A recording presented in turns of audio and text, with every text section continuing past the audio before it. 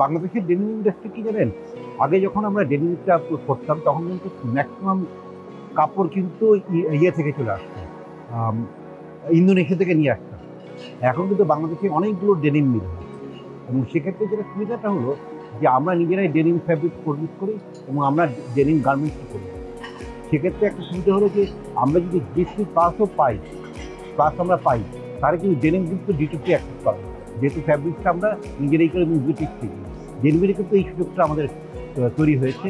অন্যান্য ওভিংসের থেকে কিন্তু এটা তৈরি হয় ডেনিম হিসেবে।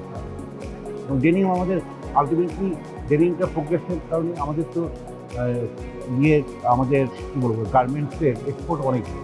এই এই ধরনের মানে যে প্রোগ্রামগুলো হচ্ছে, এটা অবশ্যই আমাদের অ্যাপারেল ইন্ডাস্ট্রির উপর প্রভাব ফেলছে, কারণ অনেকেই দেখছে আর কি। আমরা তো যারা খেয়াল করেন যে আমরা কিন্তু এই হিস্ট্রিগুলি অনেকেই জানি না। আমার মনে হয় যে ডেনিম, যেমন আমি একটু বলি যে একটা হিস্ট্রি কেউ জানে না, দেশবন্ধু আমাদের যখন নতুন গার্মেন্টস, দেশবন্ধু কোরিয়ার দায়ু এসেছিল, এসে করে।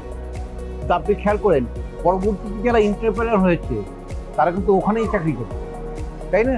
অত টেকনোলজি ট্রান্সফার কিন্তু শুধুমাত্র মেশিন দেওয়া হয় না, এই নলেজটা ট্রান্সফার হয়েছে নতুন এন্টারপ্রেনার।